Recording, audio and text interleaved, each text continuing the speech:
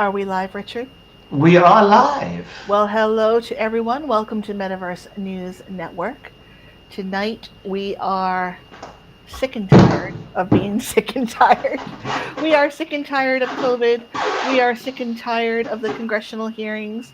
We are sick and tired of the UN hearings. We are sick and tired of the negative side of NFT and the metaverse. And so I have with me tonight two noteworthy opponents who are going to your battle each other for your brains. Actually, I have Richard Morant out of Oklahoma, Norman, Oklahoma, on my left, and to my right is our esteemed and second repeat guest, Paul King from PFP NFT Daily. And the two gentlemen, because I'm not feeling my best, are going to go at it in terms of what the heck is going on and what is this underbelly of the NFT and metaverse world we're seeing. And here's how I would like to begin, gentlemen. I like this. Today, today, the UN met. Hmm.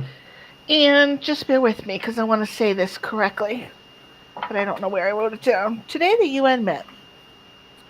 And there are countries in the midst of COVID that have no vaccination, no access to health care, no masks, no um, first world medical health care provision, no food, are drinking tap water that is drinking groundwater that is untreated. Same time, we have people purchasing NFTs and land on Metaverse for more than the value of a physical home. So let's begin there. What on earth is happening when we are seeing this immense, enormous money deposit in this digital space that truly doesn't even yet really exist to the extent that we know it will grow in light of the needs of the world? And I think what we're going to do tonight is Richard is going to present the negative side of the view, and Paul has volunteered to take the positive side of the view. So let's see what you have to say, guys. I like this challenge. I just want to lay out that I am bullish, and the reason I like looking at the negative side and looking at the risks is because I believe that if we want to move forward, if we don't take care of the risks and take care of looking at these things early enough, they're going to present problems further down the line. So I just want to caveat that first before everyone thinks that I'm the biggest naysayer in the world. Okay, should we start there then? Okay, so let's talk tech. Let's start this straight off with a tech side talk. Um, let's talk about security of data and what people are thinking about for the storage of NFTs and the storage of what's happening with NFTs once they get uploaded to the cloud. So we all know that there's no such thing as an actual cloud. There is always a server room somewhere that the data is getting uploaded to. So what my concern is setting up data silos and setting up data silos with sufficient redundancies to hold the buckets that hold the data, actual data of NFTs. Those servers, if you're not hosting your own and not able to guarantee the security of the link between the bucket and the NFT, how secure is your $1 million or $500,000 piece of property if a power surge to a server bank can wipe out that link and thereby nullify the NFT?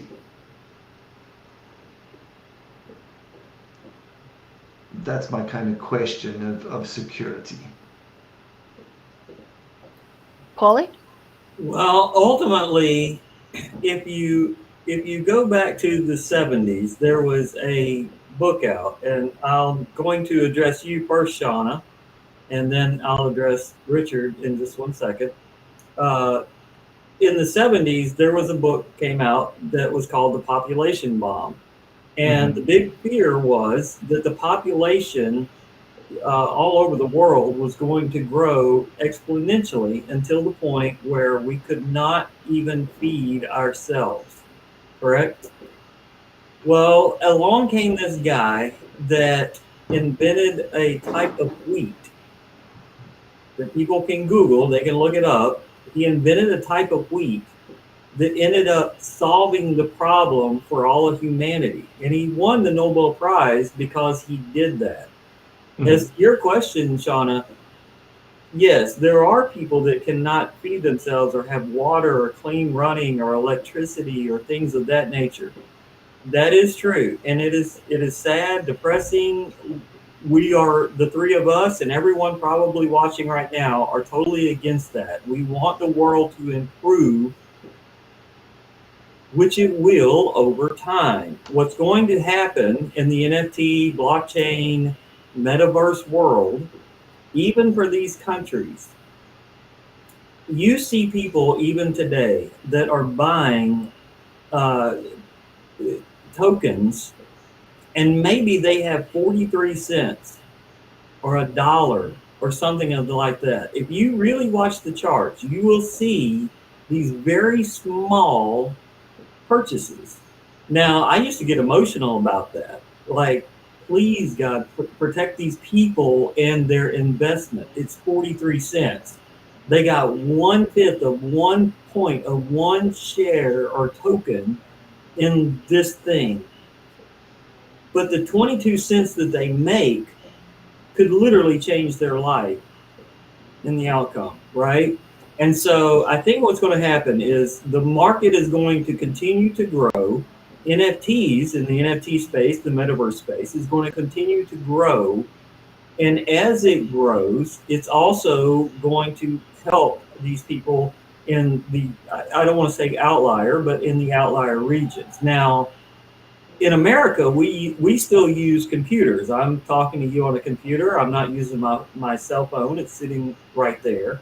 But in the rest of the world, they literally, Africa and other nations, primarily internet with a cell phone, correct? And so what's going to happen is that's going to continue to grow. And as more people make money in this space, more people will be developed in this other space. And this space that we're talking on, which is my computer or laptop or whatever, is going to go to the cell phone. So yeah, I don't like the transition. It's going so slow. But I also realized that in the 70s, there was a guy that thought the world is going to die because there's too many people and we've got to invent a new wheat. And he ended up feeding millions and billions of people with his discovery. Now, Richard, to your point, it is a dangerous thing that you have one link over here and one link over here. And between the two links, that data can escape, correct? Right? Is that what you're talking about? No, I'm talking, say now we have a power failure and that server bank goes offline. That link is broken. Once the link's been broken, it's not going to reconnect just automatically. So, well, on a larger scale, if we have a huge power outage, let's say one country decides to bomb another country's electric grid, we're all toast. Well, yeah, that's very apocalyptic. Isn't the blockchain, in a sense, the blockchain overall designed for that? Yeah, I definitely agree that there's the disbursement of the blockchain, but the blockchain itself doesn't hold the massive amounts of data. You know what I mean? If I'm taking a photo and minting it, the actual data of the photo could be anything up to like 3 gig. And I can't put a 3 gig file through the blockchain. It's just too much data. You're not going to be able to, can you imagine the gas price on that? So what's happening is everyone doesn't mint a a file, they mint a link to a web address, which is just a Correct. bucket, and you can put whatever you want in that bucket, right? So Right. that's correct, right? Yes. So what I'm saying is Absolutely. that bucket of data, okay, so that has to be stored somewhere physical, that bucket of data. So the physical storage that's housing that, what happens if that has a power failure? Redundancy. Okay, do you trust all the redundancies to third party? And even that, then let's not talk about that. Okay, so that's hardware, right? So that means that if I find that server, I can get in, physically plug into the physical server and bypass all the password connections that are necessary to get into that data. Well, Which So do has you happened. That has already happened. that has already absolutely has already happened. But I like to look at it like the Internet Archive, archive.org. You know, we have an archive going back to the beginning of the internet, essentially, right? And it lives out there somewhere. And so the data, one thing about data is almost, and I can only say almost, never lost. Data is data, and it is what it is, and they follow track, they know, click here, go here. I can remember back in the 90s when somebody somewhere invented the heat map so that it would show when you scanned where your mouse went, it showed a heat map. You know, there's that data never disappeared. Somebody somewhere has that data. And so, yeah, redundancy is important. I don't think that I don't think it's a big enough cause to be worried about. Let's put it that way. I think that you are right, you are correct in the idea that, yeah, there's not going to be if it's lost, it's lost. Well, guess what? It's never lost. Nothing So never is ever lost. I mean, what I'd like to point out with this is what I'd like to do by bringing this up and making a point of this so that we're actually putting a spotlight at, is so that people actually start to ask the question of where they're minting their NFT. You mean, has the project done something to talk about this? Are they outputting their file storage to a third-party vendor? If so, who is the vendor? Can I track the vendor? Can I see where my data is going, how it's been handled? Or has that actual project done the due diligence to build their own server room with localized redundancies in a secure room? Okay, now all of a sudden I'm a little bit more assured to what is actually happening. So I definitely think that there are ways for projects to get around it. I just think that we need to be having the conversation more openly so that people are already so aware of their data and everyone is so concerned about their data that if you want to be starting to put out data that is worth millions, don't you just want to be sure of where it is? well, there is a protocol, and I think it's IFPS, and I could be wrong. Don't quote me. It's 9 o'clock on Eastern Coast, where the better projects, let's say, the better NFT projects will send their information or their thing. Now, I think I'm not sure which one of you shared this, but there was a link that I read, and it was a guy that had 3 different NFTs. It was one NFT, but if you looked at it on OpenSea, you saw this picture. If you looked at it on Rarible, you saw that picture. And when you actually bought it and got it in your wallet, it was crap. It was the little poop emoji. And that's what you ended up getting. And, you know, when we're talking about rug pulls or the data being kind of like disassociated from what it is, that is absolutely scary, right? Because you could buy an ape, let's say, or a pump, maybe not a pump because they're so far back, but you could buy an ape or anything new coming up. And what you think you're going to get is not what you're going to get. Now, me personally, when an NFT project is going to mint and I'm going to purchase the NFT project, And this is just the flipper side, for NFTs. So anybody that's watching that are trying to, flip NFTs or whatever, I always like to grab the ones that delay the reveal, because the delayed reveal NFT, there's money in. See, like the Bored Apes, when they were a delayed reveal and nobody knew what they were, and then when they did reveal, it became a big hit. They didn't even sell out when they first came out. Nowadays, in the NFT world, what happens is you mint, and then if it's a delayed reveal, you can literally make money on that delay because the speculation is so high. And I don't agree with that all the time. I'm not a fan of the speculation. I am a fan of making the money during the speculation times. And so what you could get and end up with is a picture of poop, Richard.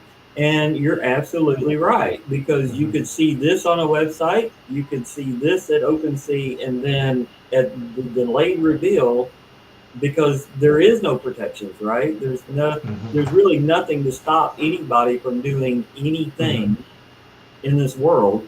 You can get the poop. Yeah, I think for me, the other side that we have to talk about is some of the underlying cryptos and exchanges that people have to go through in order to buy NFTs. I mean, there was a massive scandal, and I hate to say it, in my home country, of a exchange that was set up that got to a certain level of cash that had been put into the system. They hadn't been buying any crypto with it. They'd just been putting up fake websites that relayed numbers and put it all into a fund. And as soon as the fund got to a certain number, they just went, thank you very much, closed down the website and disappeared with the money. Which also has happened many times.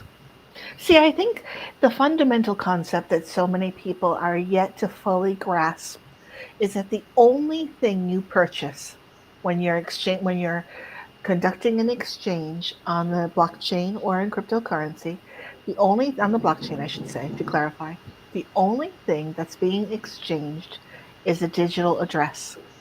So whether or not that digital address is attached to a Bored Ape for 300,000 or attached to a picture of my plant for 3 Ether, they're both at the fundamental level the exact same thing, a digital address on the blockchain. And so this we've all sort of rolled into this, this mirage or this smoke screen of, suddenly that address is more valuable if it has an ape attached to it than it is if it has my plant attached to it. I'm not sure that that's necessarily true. And then also, likewise, is my plant worth 3 Ether? Or is my plant picture worth 3,000 Ether or 30,000 Ether? Where is in a deregulated environment, where is the true valuation other than what a few players are driving in the marketplace? Well, real quickly, I live in just outside of Fort Lauderdale, the Miami area, and Art Basel is like a really big thing that happens every year. There was a certain artist, and I don't know his name. Anybody could Google him. He took a rotten banana and a piece of duct tape, and he duct taped the banana to the wall, and I think he sold it for like $20,000. Now, this is an edible banana that it actually looked pretty tasty, right? It was ready to be eaten, and a piece of duct tape.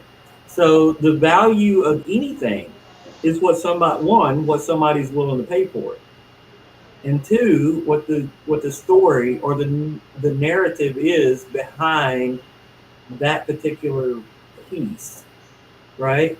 Your flower may not be worth what a Bored Ape is, but a Bored Ape also has intrinsic value, which is the IP.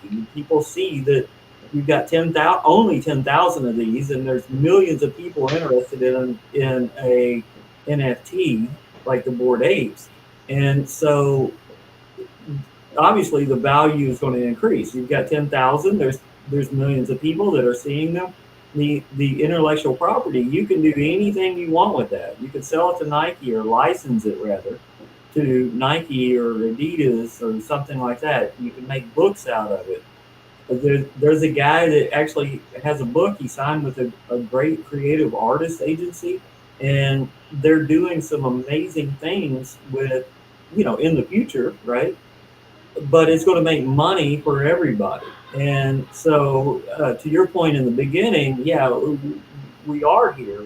We are living in this universe or this particular world where we're first world, right? Let's just go ahead and say it. We're first world. We don't have to worry about water or food, and we want to help those people, obviously. But when it comes to like a Bored Ape or your flower plant, if you tell a good enough story for your flower, you never know. I mean, there's a guy in NFTs right now. He took pictures of twins, and I actually know a set of triplets that I've known since I was a kid. But he just went around and he took a photograph of twins. It's called Twin Flames, and you cannot buy one for under $400,000. I was actually speaking to the guy who started that, an artist who started that a while ago, and the guy who kind of put that all together. Yeah, and it's a strange journey that they went through because of the story of scarcity, which is basically all that is a story of scarcity, which is what the blockchain is so on is trying to claim its money is being made from, is this ability to digitize scarcity, which is an interesting concept because the only value that is being put into it is, as Paul says there, is the perceived value, because that's it. But then, hold on, that brings up fiat, because I just want to touch base on this, because what are we doing with current digital money? Fiat money's been digital for how long? And that's not we agree on money, that's we are told what is money. Yes. And I think there's some interesting differences there that need to be played with. All very excellent points. I do agree with Paul that the possibilities are phenomenal when you start to look at these major investments for exclusive and rare NFTs that are driven by a club mentality with a lot of hype and a lot of promotion. Even still, they are adorable, and they will be, hopefully in the mainstream for quite some time.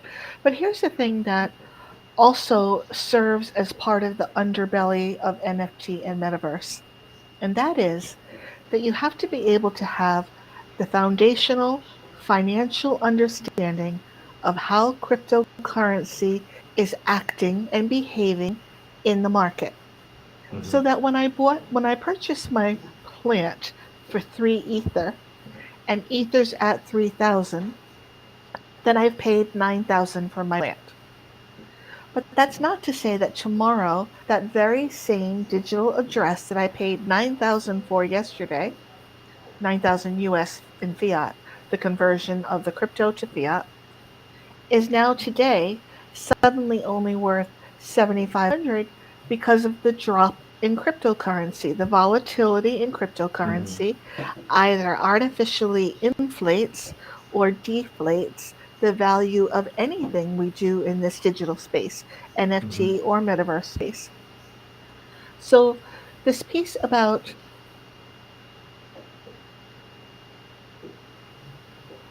the understanding of not only how the blockchain operates, but the understanding of cryptocurrency and its valuation is also not a proven model. Mm-hmm. I think the bit there was the difference between what goes on with Bitcoin and what's now starting to happen with all the altcoins. You know what I mean? And I think this is also then, let's take that argument a little bit further and talk a little bit about OpenSea. I mean, because what we're talking about here is the decentralized organization and how that works, and something that is out of our control but still controlled. Bitcoin. You know, I mean, it's out of our control. That algorithm exists.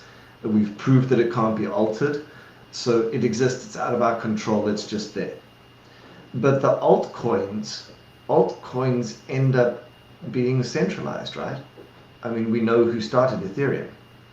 We know the ethos that are going behind these coins, and some of them are trying to turn into to DAOs, but some of them are still centralized with accessibility and functionality that allows the coins to be adjusted through time, which is basically another fiat. So why you know what I mean? What's the point? Um, the side that's interesting on that for me though is Bitcoin has been something that's interesting and that something is new and unique. And smart contracts are something that are new and unique. But I also think that people have to be worried about what is the investment in hype. Because that's all that a lot of the coins that are out on that far end of the spectrum are. They're what is localized hype to move a coin from 100,000th of a cent to a dollar coin, and the ability to sell that story. There are so many hype mongers out there that are just selling that story, and the odds of those coins actually getting to the point of being a dollar coin with a billion market share is very low. But because people can sell the hype and the education level is not sufficient out there, the scam level is not going to stop. And what is it we say? 95% or 92% of NFTs are going to disappear. That's a lot of risk. That is absolutely the truth. I was looking today at I own Australian Safe Shepherd, Mm-hmm. which is, to say it on a family show, Mm-hmm. it was asked, right? Very popular meme coin in the day. Mm-hmm. Now, I had done very well on the dog coins, let's say, Mm-hmm. the Doges, the Kinus, Mm-hmm. the others. And yeah, I was looking at it again today, and of course, it just pumped up, and then it flatlined out, and everything else. Part of the problem, as you said, Shauna, and you alluded to, Richard, is the education in this market. There's not a lot of education now. When Australian Safe Shepherd, can I say ass on here? Okay, it's the actual token name. When ass was pumping, Yeah. everybody was like Binance, Mm-hmm. when Binance. Now it's a reflectionary token, which means Mm-hmm. that it takes a percentage for every buy, it takes a percentage for every sell. Mm-hmm. Name one other token, anybody, that is on Binance, Coinbase, whatever exchange that are serious, Mm-hmm. that is a reflection type token that they take 10% for the treasury, 2.5%, 2.5% here, it does not happen. And so right now, it's very easy to release a token and pump it like Australian Mm-hmm. because people think it's going to Binance. Look at the market cap. It just went to $800 million or a Mm-hmm. billion point two, or like extravagant numbers. So Mm-hmm. it's got to become mainstream, and mainstream right now is Binance and Coinbase, right? Mm-hmm. Well, it's never going to get listed. It's never going to Mm-hmm. get there. And so this is education for the people that don't know. There's not Mm-hmm. a token listed. And people point to Shiba Inu being on there, Sheep being Mm-hmm. on, but okay, well, tell me, is it a reflection token? It's not, right? It's Mm-hmm. not a reflective token. It's not taking a percentage per buy and per sell. Mm-hmm. And so, but that's going to change. Ultimately, the positivity in that is people are going to figure it out. Education's Mm-hmm. going to get better. You want the positive side of this particular episode. Education is continuing every single day. Mm-hmm. Now, we're not in a vacuum where there's 10 people that join the space every day. We're in a vacuum where hundreds of thousands of people that don't have any idea or any clue what they're doing or how they're doing it and have never seen anything like this before in their life are joining the space. Mm-hmm. So education is going to be a big, big part of it. And they're going to learn, ultimately, they're going to learn that, if they get in one of these really crap coins, and I'm not saying anything about the people or Mm-hmm. Australia or anybody else, your coin is your coin, right? Mm-hmm. Knock yourself out. Um, it's not going on Binance. It's not going to be on Mm-hmm. Coinbase because if it's a reflective token, now what does that mean? That means that more non-reflective tokens are going to be coming out, and we've actually been seeing it a lot. Richard alluded to the DAOs, right? DAOs have been releasing a lot of airdrop tokens Mm-hmm. recently. SOS, Gas. Another one came out just 2 days ago. Looks came out Mm-hmm. a couple of days ago. Now, what this does is it's like it's almost like a participation trophy. Mm-hmm. Participation, that's a big word. Or it if you used OpenSea, Mm-hmm. then you get gas. If you used OpenSea, you got SOS. Mm-hmm. If you want to use looks, you've used OpenSea in the past, and these people are going to create a new OpenSea that actually works, right? Now, none of these tokens are reflective. They all have a shot, and I'm not shilling, Mm-hmm. but they all have a shot at getting listed on Coinbase. In Mm-hmm. particular, Coinbase seems to be more Ethereum based. So let's say Mm-hmm. stay Coinbase, but they have a shot at that. Education is going to be paramount in the coming years. As millions and millions of people join, Mm-hmm. the rug pulls that are going to take place, or the inability for people to figure out, like how they're doing what they're doing and buying into an Australian safe shepherd. And I knew Mm-hmm. what I was doing when I did it. Happy I did, by the way. Um, that's going to change over time.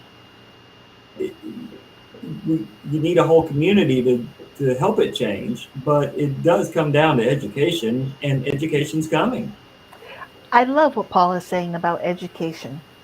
I'm not so sure I can buy into that the behavioral aspect will change. Mm-hmm. Paul was so gracious this week in particular to me because I was a witch on wheels in terms of the types of approaches and pitches and shills and schemes that came at me this week. So, for the next few minutes, I want to turn our dialogue to marketplace behaviors in the context of a phenomenal money drop and money grab and positioning for placement and being early in the space and learning the technology at this amazing um, velocity. I routinely get approached with things like, can you promote my NFT? Well, okay, let's take a look at your NFT. And then this NFT, which has no story and no backline and no community and no nothing, and is one of like three on somebody's OpenSea page, is listed at 25 Ether. Not 0.25, not zero point 0.2, 25 Ether. Okay, so then I go back to the person. Tell me a little bit about what your intent is. Share with me what your community looks like. What does your project involve?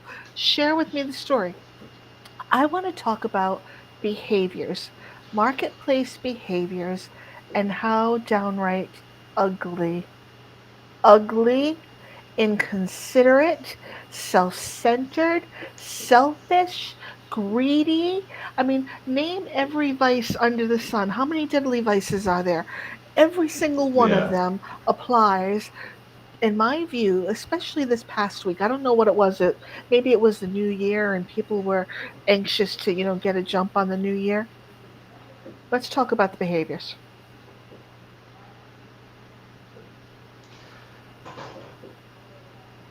Let's start with shillings.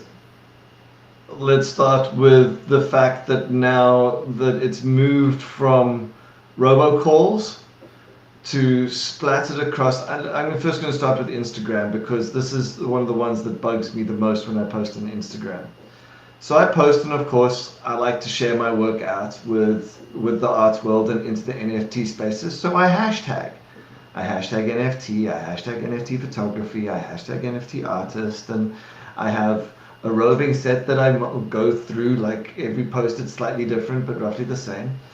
And it's got to the point now where I start holding a competition to see how many posts, how many comments I'm going to get in the first 4 seconds that say promote on whatever the link is to some community, and it's blah blah blah from blah blah blah with 2 followers who is now sharing this link and commenting on my page to then get me to go to this big page that has 100,000 or 1,000,000 followers with an engagement rate of maybe 7 or 8 engagements per post.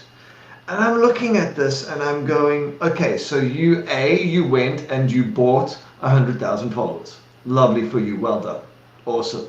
Then you went and created fake accounts to spam accounts and get them to come on and pay you to give you their promotions so that you pay them. I think it was like $100 for 2 posts and 3 stories or something silly like that. But it's blatant theft, and because people don't even know about Instagram, and come on, Instagram's been here for years, but people don't even know that to look at the number of followers that they've got, look at the level of engagement they've got. And just to get that simple equation out in people is nuts, because these places are making so much money from doing things like putting adverts on my posts. It takes, literally, I think I had 18, between 12 and 18 per post. And it's all within the first 3 seconds. Yeah, the bots are kind of out of control. I own no shill, but I own PFP Daily, which is a comic that's based on the NFTs that I bought, and I make a comic series out of them, and I post every morning and I post every night a new panel for the comic. And within 3 seconds, it's bot. Now, they wouldn't be doing it if they were not making money. And once again, it comes back to the education. Now, my personal capacity for certain things is kind of expended at the moment, right? As we were talking about on the last show, actually, and to your point, Shauna, I'm hit up all the time on LinkedIn. I love all the followers and the people and the connections that I made. But I mean, it's a never-ending stream of, I got to get paid. I'm sorry. Before I would try to check them out and see what they're doing and ask them questions. And now, I mean, you've got like 2.5 seconds to get my attention. And because if you don't go ahead and just get my attention, I'm out, and my attention could be, okay, I cost this. This is what you have to pay, for my time or whatever. And it really has gotten to that point. PFP Daily, fortunately, has a good readership all over the world. And so I'm able to ignore the bots and the immediates, because I kind of realized after a while that the real connections and the real people that were liking it, and it's not a lot on Twitter. My readers on the website, I have like 3 times more readers on the website. People going to the website, like real people, not bot people, real people going to the website than I have even following me on Twitter. I have twice the number now on LinkedIn. My LinkedIn has grown. It took 11 years for me to get like 300 people on LinkedIn. In the last 3 or 4 months, since I changed over my PFP to like one of the characters, I've grown like 700 people. And, I'm not ashamed to say that I like every single one of those people. I'm fine with them. But a lot of them have sent me messages, and it gets overwhelming because I don't have time to look at every NFT project and everything that you're so hyped about. And I love this one kid. He sent me a message. He was like, "What do you think about this?" Okay, I went and looked at it, and there was 12 things wrong with it. And I sent him a message back, and I was like, "There's 12 things wrong with this." Essentially, we're just talking ostensibly. But his reply was, "I didn't think about it." Okay, oh. You know what I'd love to do? You know what I'd love to do? And this is just flying stuff off the wall here. Is I understand from our perspective of how hard it is to deal with those same questions all every day. And I want to point out that the majority of our frustration with it is that we don't have the time to take care of all of them. Capacity. It's not a case of not wanting to help, because I know every single person sitting in this room will sit with someone who comes to them new, who comes to them with a good idea, who can talk to them, will sit with those people and will take them through everything for hours. I've seen every single person in this room do it. Yep. So I just want to caveat that before we go any further. The volume of inquests that I know are coming through to the three of us is so big that there needs to be some form of filtration system where we can go, okay guys, here's a business plan out there for someone who's looking to start a business plan in this world. Start some form of coaching at a base level for NFTs that we can become affiliate members to. You know what I mean? Because if I knew of a company that was taking people and giving them a step-by-step training course of here's what they will get in, here's what they'll get out, I would be sending them so many bloody clients that they wouldn't know what to do with themselves.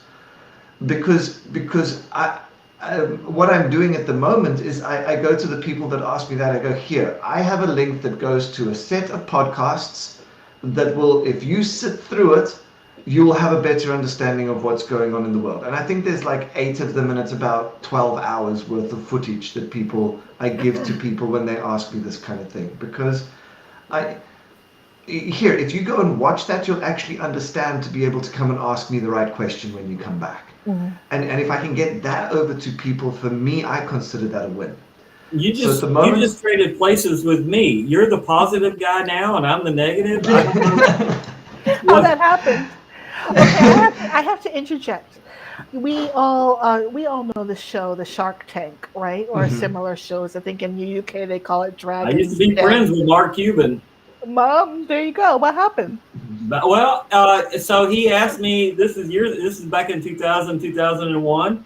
He had just bought HDNet television. He emailed and said, "Can you get me some content for it?" And nobody knew what 4K was back then. And I was like, "Yeah, let's do this."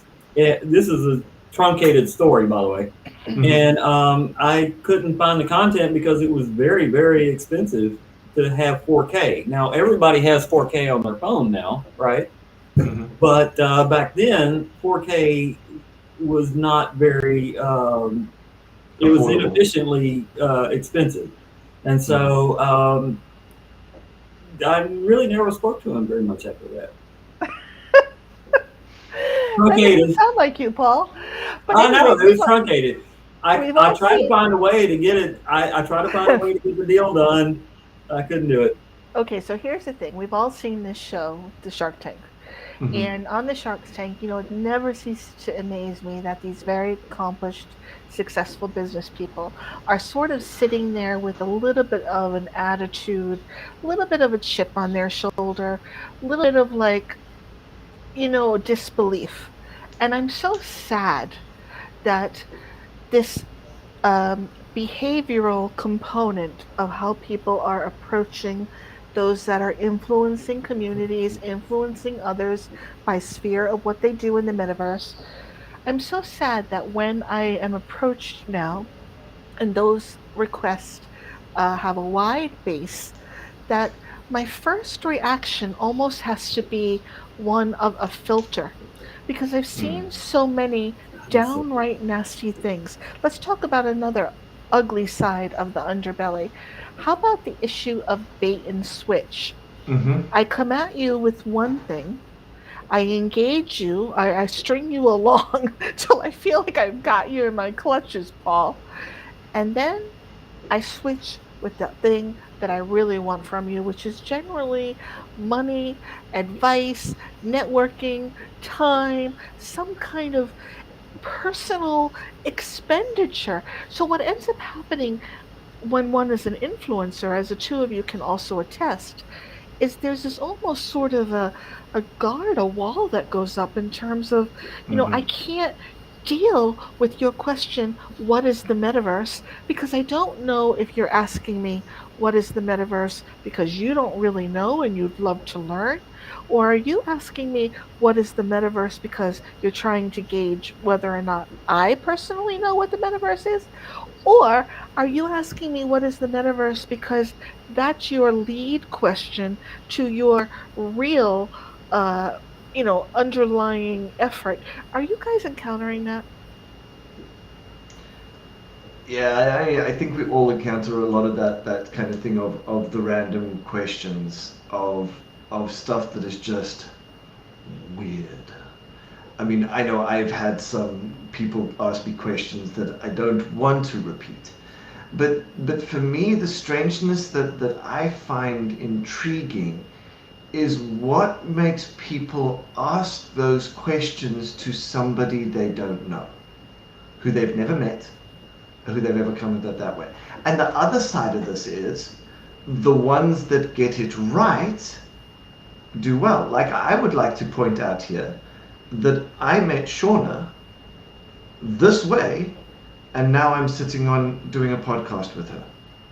So I want to point out that unless you approach people in the right way and you develop a communication pattern and a relationship before you start putting forward requests, suggestions, help, and you've put the effort in, then it gets results. And as I said, I'm pointing out blatantly, here it happened. You're seeing it right in front of you.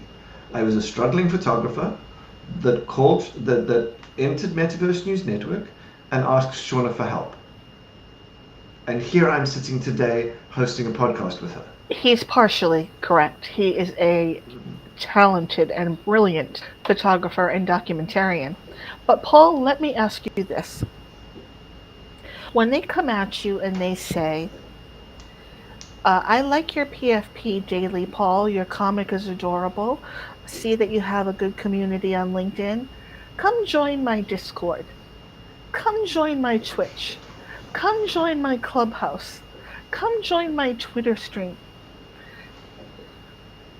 Your concentrated effort is to engage with business people who have the ability to make decisions and pave the way forward in a professional and reasonable way. And the majority of those people are found on LinkedIn. So here you have someone coming forward because of their effort to build their own community, which we encourage across the board, but pulling Mm. you out of the platform that they're communicating to you on to the platform of their preference. What do we think about this?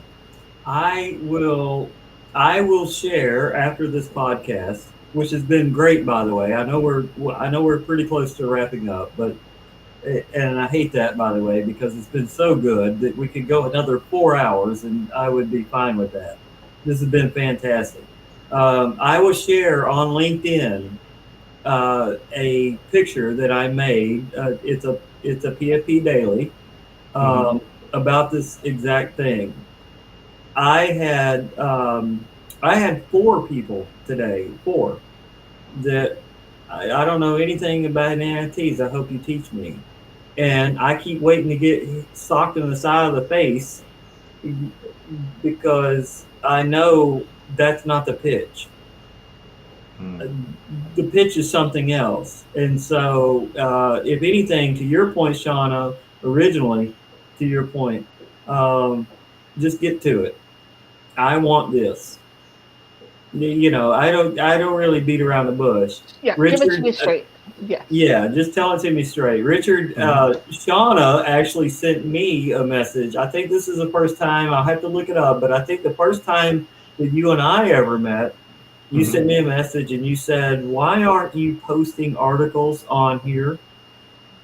And I thought, well, I might have to look this Look up. at that. I might have to I might have to look up what's going on here because I had no idea, and that was the first message. I think I thought that was brilliant. By the way, Well, that is one way. I mean, you can say my NFT, my PFP, my Discord, my blah blah blah. But when you say, why are you not broadening your audience with this outlet that I have, Mhm. that's a brilliant way to start a conversation. Now, I could be wrong. We might have had a conversation a little bit before Mhm. that. Maybe not. I don't know that we did. But Shauna was like very hard on me. Like the first few messages, I honestly didn't know how to take it. I was like, I have no clue. you But know, listen, in the 10 minutes we have left, I want to also address. We've covered a little bit of ground here tonight, and very. You're right, Paul. We could go another 4 hours in terms of the structure of blockchain and crypto, the volatility of the financial market, the volatility of the technical market, the relational piece in terms of business marketing, this idea of understanding who you're talking to, giving it to them straight, being straightforward. People's time is so limited. But now, in the next 10 minutes, I want to turn our attention to an article um, that came out of the New York Times. And just bear with me as I share this with you a little bit. This was Mhm. the last one of the last days in December. And this young lady wrote this article in which she discusses the ways in which she has been, for lack of a better word, accosted Mhm. in the metaverse, and the ways that, as a young woman, she feels that her avatar is being represented, the way that she feels other actors in the space are engaging with her, to the extent that she had avatars, unknown avatars, coming up to her avatar and grabbing the ASS that Paul alluded to a little bit Such earlier. a fantastic currency. And she says in this piece that she wrote that bad behavior in the metaverse can be more severe than today's online harassment and bullying. And that's because virtual reality plunges people into an all encompassing digital environment where unwanted touches in the digital world can be made to feel real and the sensory experience is heightened.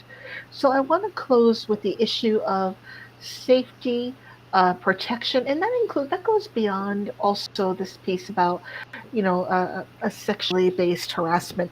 How about things Mhm. just like, are we supporting putting our wallets out there on Facebook when someone says they have an NFT giveaway, or when someone says on Facebook that I'm looking for the newest upcoming fantastic NFT artist. Show me your work. Are we that uh, naive? Maybe is the word to the uh, mafioso plays that can happen with bad actors, bad information. Would the two of you address that as we close?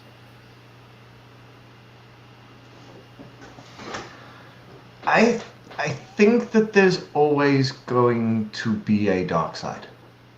You know what I mean? You cannot do something properly without someone else taking advantage of it. We see that in no matter what space we want to look at across human culture, human history, from Facebook down to the telephone. You mean every single one of those communication devices has been used to cause offense or cause damage or cause some harm to someone else as well. Even though most of them never even intended that in the first place, that unexpected consequence of what developments do, there's always the other side. So I think that the metaverse is going to have a dark side, and there's nothing we can do to stop it, because that's just human nature. Because the good will come out with the ill. Again, that's just human nature. But what we do need to do is make sure that in the knowledge that that's going to happen, that we figure out how we want to police it properly. Because as well, I don't want to see police in the metaverse or anything like that. I do believe in it being fair and free, but there also have to be consequences to negative actions, and some form of way of being able to go, okay, those bounds have been overstepped, you're not allowed back in. And this sounds like I'm being dictatorial and ownership and not believing in a free metaverse, which I believe in, but I also believe in the safety of it. I don't even want to think of what I have to think about if I have daughters coming up in the not too distant future. What do I do with them? How are the safeguards being put in place for me to feel secure enough to let my own children go into something? Because I've also watched all of the tech giants not let their kids near iPads. So are we building something again that is going to get other people addicted, attacked to, and negatively influenced, and not let our own kids on? Or are we going to work together to figure out a way to put the safety in place to allow our kids to use the technology that we're all developing? One of the things that I would say about this is there is a metaverse, or at least metaverse land, that is named Sin City. I want to say it's Sin City. Mm-hmm. And it sold out within X amount of time. I mean, it was pretty fast in selling out. That doesn't mean that the degenerates and the POs will not transfer into the actual Decentraland or the sandbox. There's always going to be people like that. The one thing, and this really goes back to education again, right? I mean, to me, it goes back to education. Others maybe, and I didn't read the NFT, the New York Times article. I haven't seen that, but there is a reality, and there is a metaverse, right? Mm-hmm. There's actually metaverses. There's not one metaverse, as people Mm-hmm. say. But um, it's very hard to say. This is one of those things that if you comment on, you could easily be canceled in the world. I would like to comment on this and just say that there is a metaverse and there is machinery that you can take off. It's a very different thing, I believe. And this is really touchy. Actually, I shouldn't even care. Like, look at my life, right? But yeah, I mean, honestly, um, but it is still something that I want to be sensitive to. Okay, uh, yeah, I don't know. I hate to stutter at the end of the podcast, but take the machinery off. Mhm. Take the Yeah. machinery off, and then you're done. Okay, you don't have to live in that area. Now, that's without reading the New York Times. I don't know what happened to this particular person, but I said in the last podcast even, I'm not a metaverse person. If I put on an Oculus or some other VR something, I cannot transverse that. I get dizzy and sick, and Mhm. I am not. You say often, not the metaverse isn't for everyone. Well, guess what? It's not for everyone. Mhm. And at some point, you have to be aware of yourself to the point where you know to say to yourself, this is happening to me in the metaverse. I have to get out. Mhm. This is happening to me over here. I have to get out. I cannot physically, with my eyesight, or actually the tinnitus, wear these headsets. I can't do it. I have to get out. And so there's a responsibility at the end of the day for people going in and coming out. The people that are going to come out and stay out, like myself, I might go in for a second, but I'm not staying. They need to do that. Um, yeah, it could be a dangerous world. The world that we live in is not going to be different because that is there. The world that Mhm. we live in is full of people that are the exact same, bring their own personalities and everything else into that world. And I hate to run over time, and I apologize, but I Uh, can go on and on about this. don't worry, because I'm gonna make us go even further over time. Thank you. The I think what's being discussed here is the crux of where we see danger. Is when we start talking about our kids getting involved in things that we can't see, can't understand, and don't know about.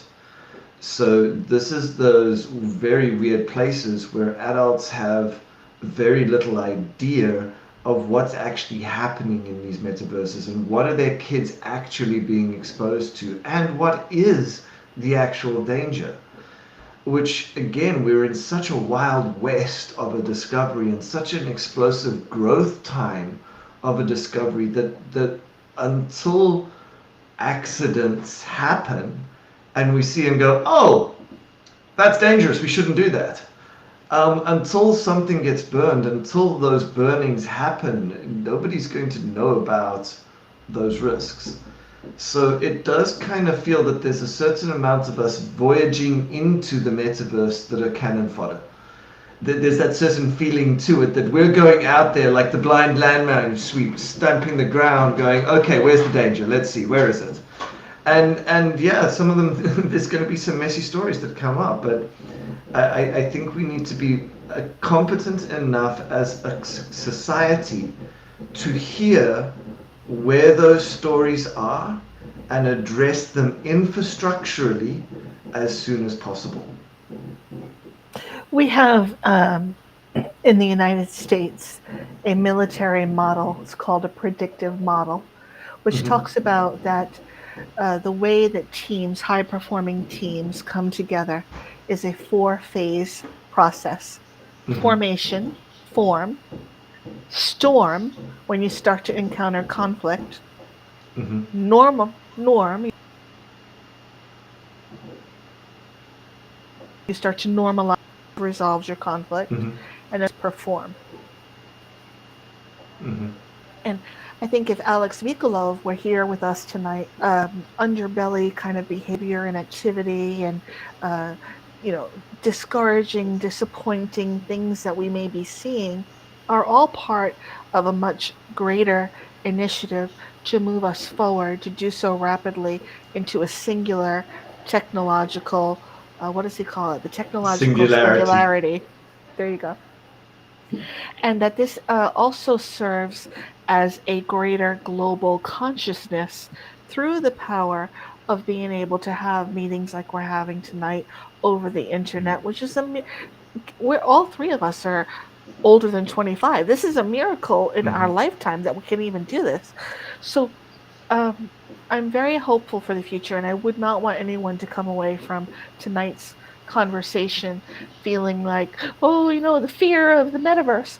That's not what we're trying to put forward. But what we are Mhm. trying to put forward is the element of due diligence. Know your Mhm. customer, know yourself, as Paul just referred to. Know yourself, know your customer, know your platform. Be careful with your money, be careful with your information, ask around. Um, it's just like anything else. You have to make sure that you understand the space that you're operating in. Do the two of you want to add anything to that before we close? Well, I think that's beautifully closed, Shauna. Thank you. No, I think that's fantastic, and I appreciate. I just want to say, as a guest, once again, I appreciate both of you being on here. I think you're two of the most intelligent people that, obviously, in this space that there is, and kudos to you for growing this channel the way that you have. Now you can see why we like him and we have him back. He does nothing but give us compliments. We love him. Paul, you're amazing. You do have to see PFP Daily. It is an entertaining, engaging comic strip. And Paul, he's no stranger to addressing some of these items that we've talked about. I also want to thank you personally, Paul, for being there for me this week as I was out of my mind with these are unbelievable things that are happening. And am I losing it or what? So thank you for that counsel. Richard has some very exciting things happening in the next couple of days. We want to wish him nothing but the utmost in success and want to Thank see you. his projects move forward. We will see you again next Wednesday night, and I will be sharing who that guest is going to be.